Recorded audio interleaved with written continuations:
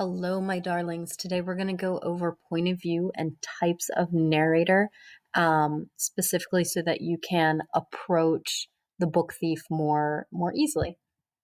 So, you've heard this before many times. There are three different points of view a narrator can have. This can be first person, which they use I, me, etc.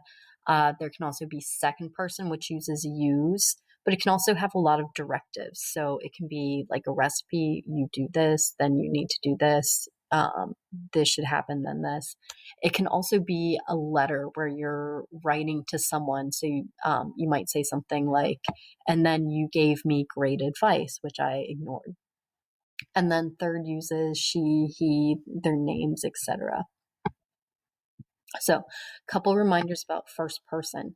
It's usually pretty personal. We hear the narrator's thoughts, their emotions, their motivations, their inner dialogue. We know them really deeply and intimately. We know everything that's going on with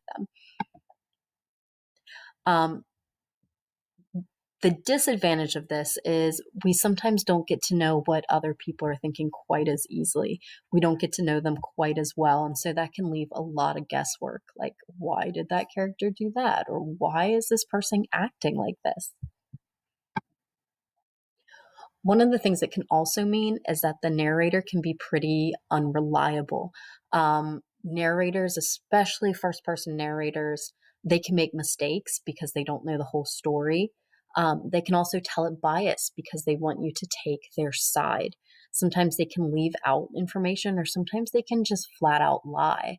I read a book written in first person where the narrator was the actual killer, but he wouldn't talk about the times he killed. He would just talk about, a lady he went on a date, and then he would talk about the next day he heard a newspaper article that her body was found in the river, and he never mentioned it was him. It's kind of left for the reader to discover that on their own.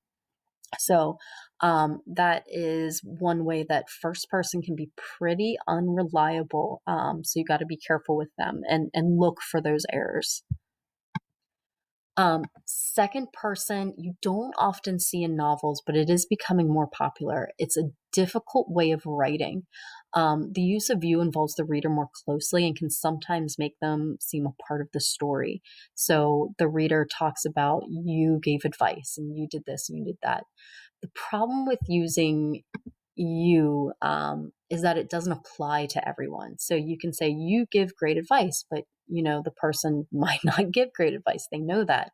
Or if you reference the person implying that they're a male and they're a female, or vice versa, or they're transgender, or if they're multiracial, or there's so many different types of views. It really gets hard to write like that. So in the past, when it was kind of assumed everyone was a male, it was easy to write like that. And you saw a lot of novels written like that. But in this case, it becomes harder and harder to use. So in older works like Jane Eyre, I see a line that says something like, "And dear reader, you'll never guess what happened next. I married him." You don't see that too much nowadays. So once again, it's difficult to pull off because it makes assumptions that can't always be supported. The third person is pretty common. Generally, the narrator tries to be unintrusive. They try to blend in with the story and not become a major part of it. They tend to be very journalistic, and they're generally considered reliable.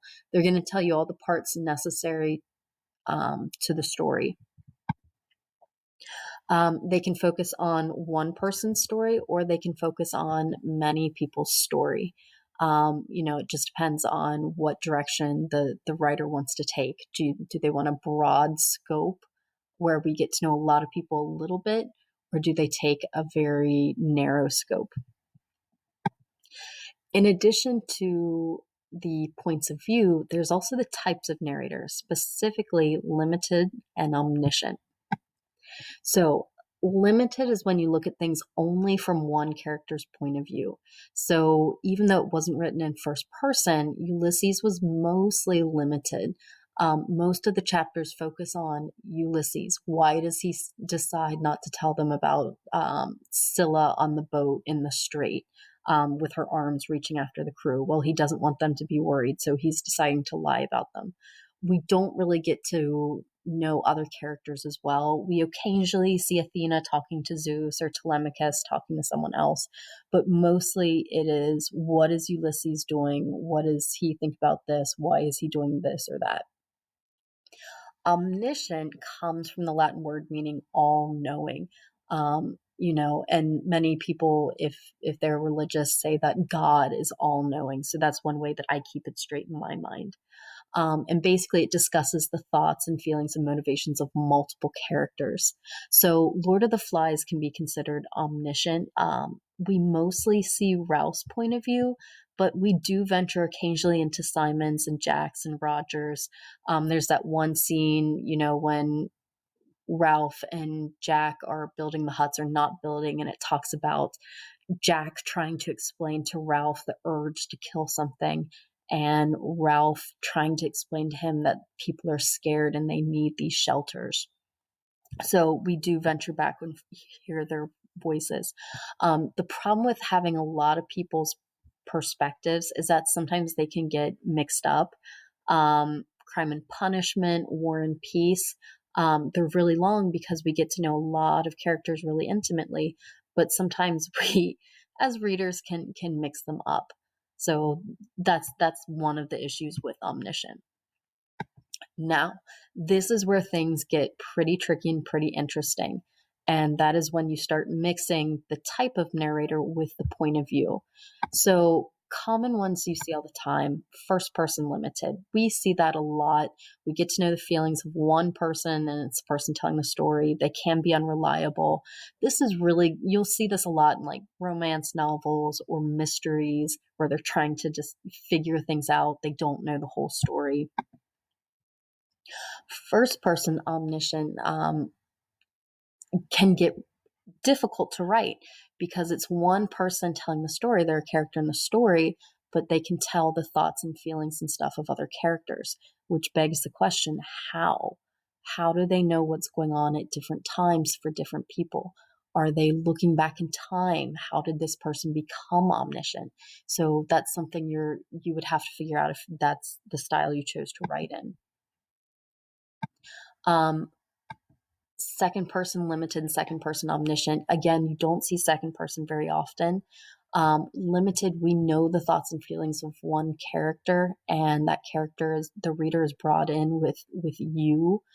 So that's very common. And a lot of times I'll see this in like a letter form of type novel where they're writing letters to someone and saying like, I don't understand why this person did this. And then he did this. And it's a complete mystery to me. What do you think about it? What do you know about it? Give me advice. Second person omniscient has the same problem as first person omniscient.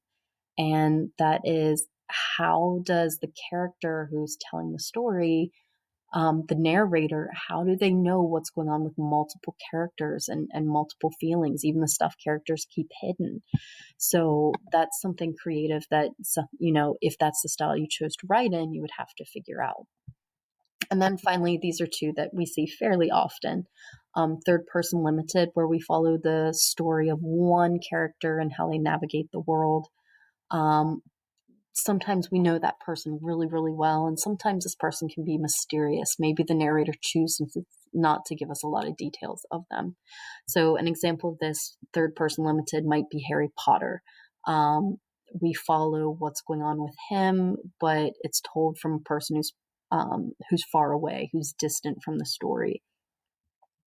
And then third person omniscient, you see quite a bit in like fairy tales, movies, where we know what's going on with multiple characters and how they react to an event. This is probably the best one for dramatic irony if you want to have the reader know more than the other people, and build suspense that way. So Frozen is an example of this. Anna doesn't understand why Elsa is acting like this. And, Kristoff is giving his ideas on Hans, and Olaf is always trying to figure something out. So that's how that happens. So go forth, put these theories into your reading as you look at various stories. And I hope you find this helpful.